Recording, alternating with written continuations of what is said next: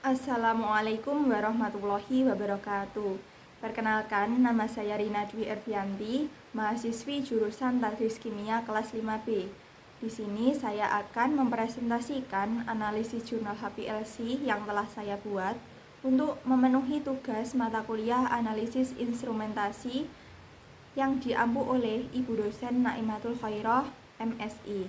Nah, adapun jurnal HPLC yang saya gunakan yaitu metode penentuan piroloquinolin quinon pada produk pangan dengan deteksi HPLC UV menggunakan reaksi kolorimetri berbasis redox, atau secara bahasa Inggrisnya yaitu Determination Method for Piroloquinolin Quinon in Food Products by HPLC UV Detection using a redox-based colorimetric reaction.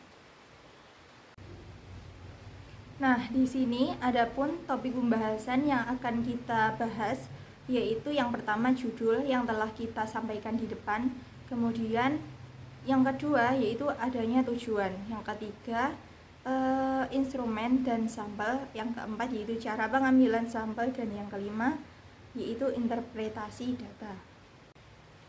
Baik, langsung saja memasuki poin yang kedua yaitu tujuan. Setelah saya memilih jurnal, hal yang menarik dari jurnal yang saya pilih yaitu adanya PQQ.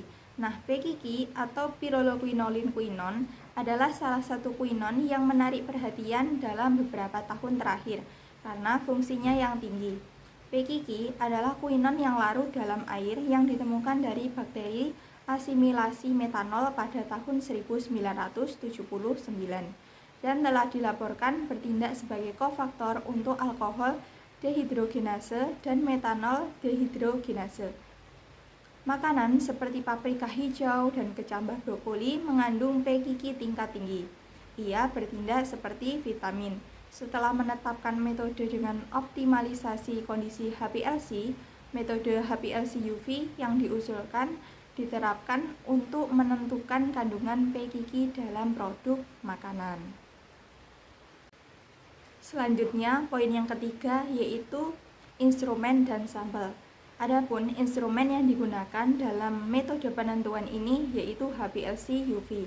Kemudian sampel terdiri dari beberapa sampel yang disebutkan. Yang pertama yaitu garam dinatrium PQQ, kemudian yang kedua ada natrium hidroksida, natrium karbonat, DTT, tetra N-butilamonium bromida atau TBAB, kemudian ada natrium dihidrogen fosfat dihidrat, dinatrium hidrogen fosfat, asetonitril, dan INT.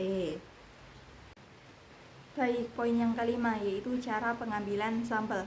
Langkah yang pertama yaitu INT dilarutkan dalam buffer karbonat sebanyak 50 mm dengan pH 10,2 dan disesuaikan dengan 120 m. Kemudian langkah yang kedua, DTT dilarutkan dalam asetonitril dan disesuaikan dengan 50 mikrometer. Kemudian langkah yang terakhir yaitu larutan INT tersebut disimpan dalam botol amber dan digunakan dalam waktu 12 jam setelah persiapan. Poin yang kelima yaitu interpretasi data. Nah, di sini ada gambar pertama, itu gambar 1. Adapun maksud dari gambar ini adalah untuk tujuan ini reagen kolorimetri redox 2,4 iodofenil 3,4 nitrofenil 5-fenil 2H tetrazolium klorida atau INT digunakan sebagai reagen deteksi pasca kolom sebagai pengganti luminol. Quinon dapat ditentukan berdasarkan pengukuran absorbansi pewarna formazan yang terbentuk dari reaksi antara INT, quinon, dan reduktor, termasuk DDT. Interpretasi data gambar yang kedua. Di sini disajikan gambar skema diagram HPLC UV. Penjelasannya yaitu instrumen dan kondisi HPLC sistem HPLC terdiri dari 3 pompa, sebuah injektor, sebuah oven kolom, koil reaksi yang terbuat dari pipa politetra fluoroetilen 0,5 mm kali 10 m, detektor UV vis, dan recorder atau perekam. Interpretasi data yang ketiga. Di sini disajikan grafik penjelasannya sebagai berikut. Perubahan absorbansi INT setelah reaksi dengan PQQ dan DTT. PQQ dapat dideteksi menggunakan reagen kolorimetri berdasarkan siklus redoks Quenon, meskipun absorbansi PQQ sendiri dapat diabaikan. Nah, pada gambar 3A, larutan campuran hanya INT dan DTT tidak berwarna. Kemudian pada gambar 3B, larutan reaksi yang terdiri dari PQQ, INT, dan DTT langsung berubah menjadi warna oranye. Radikal inon superoksida yang dihasilkan oleh reaksi PQQ dan DTT mengubah INT menjadi pewarna formazan yang memiliki daya serap maksimal pada optimalisasi kondisi HPLC karena PQQ adalah senyawa yang sangat larut dalam air. Interpretasi gambar yang keempat. Di sini disajikan gambar kromatogram. Penjelasannya yaitu di bawah kondisi pemisahan, PQQ terdeteksi pada 28,5 menit pada kromatogram. Kemudian interpretasi data gambar yang kelima. Di sini disajikan grafik. Pada gambar 5A, pada konsentrasi yang lebih tinggi puncak sedikit menurun, sehingga 120 mikrometer dipilih sebagai konsentrasi ENT optimal. Kemudian pada gambar 5B, tinggi puncak meningkat dengan meningkatnya konsentrasi DTT. Oleh karena itu, 50 mikrometer dipilih sebagai konsentrasi DTT optimal, yang memberikan intensitas puncak paling stabil. Kemudian ada gambar 5C, yaitu ketinggian puncak maksimum diperoleh di 10 m. Oleh karena itu 10 m dinyatakan sebagai koil reaksi. Baik, lanjut ke interpretasi data gambar yang keenam. Nah, di sini disajikan kromatogram PQQ suplemen. Puncak PQQ terdeteksi pada waktu retensi yang sama dengan larutan standar dan tidak ada puncak yang berasal dari kontaminan yang terdeteksi. Baik, lanjut ke interpretasi data gambar yang ketujuh.